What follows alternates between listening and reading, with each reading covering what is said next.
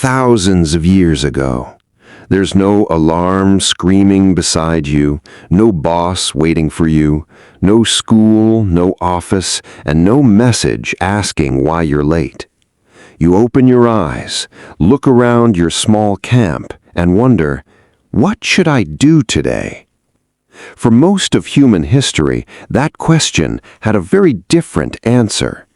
Before farms, factories, and modern jobs, people survived in small communities by hunting, gathering, making tools, caring for children, and, surprisingly, spending a huge amount of time simply being together.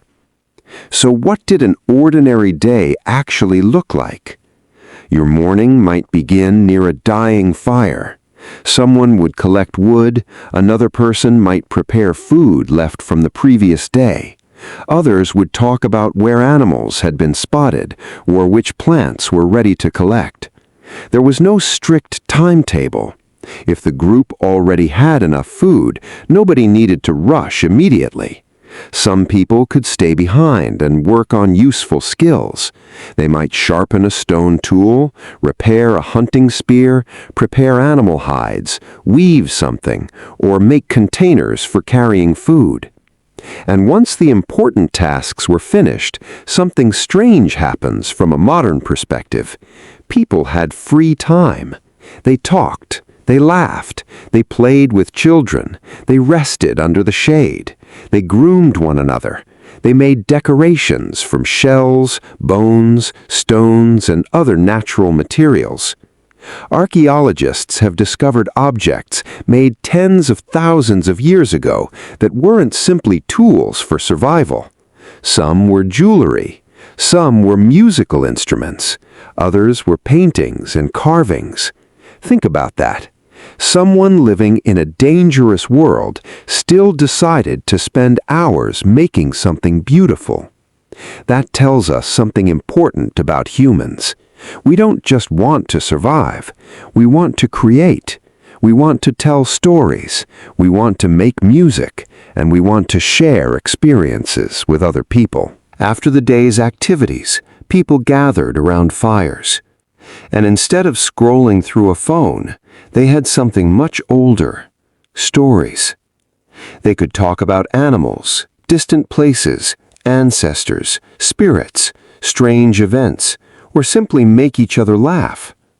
These conversations weren't just entertainment. They helped communities remember their history, teach children, strengthen friendships, and pass knowledge from one generation to the next.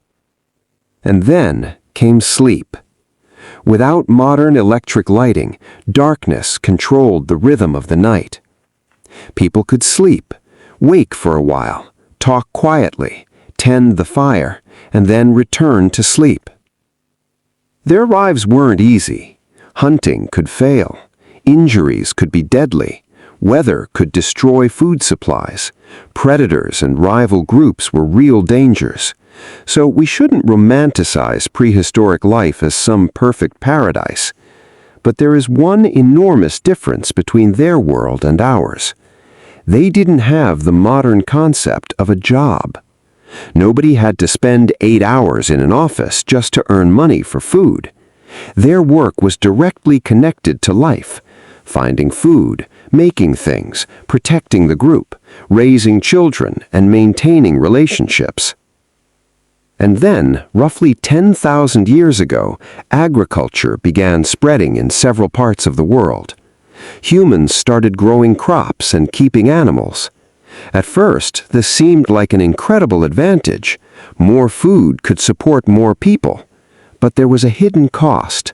Fields needed constant attention. Seeds had to be planted. Plants had to be protected. Crops had to be harvested and stored. Animals needed care. And suddenly, humans had created something that required them to stay in one place and keep working. Over thousands of years, villages became towns, towns became cities, and societies became more complicated. People became farmers, builders, soldiers, merchants, craftsmen, priests, and administrators. Eventually, the modern idea of employment appeared. Today, work can consume a huge part of our lives. We wake up because an alarm tells us to. We spend hours working.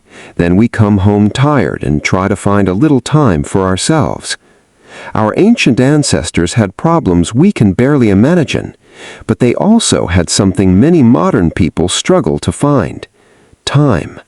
Time to talk, time to create, time to play, time to sit around a fire and tell stories. Maybe the biggest lesson isn't that ancient humans had better lives. It's that humans have always needed more than survival.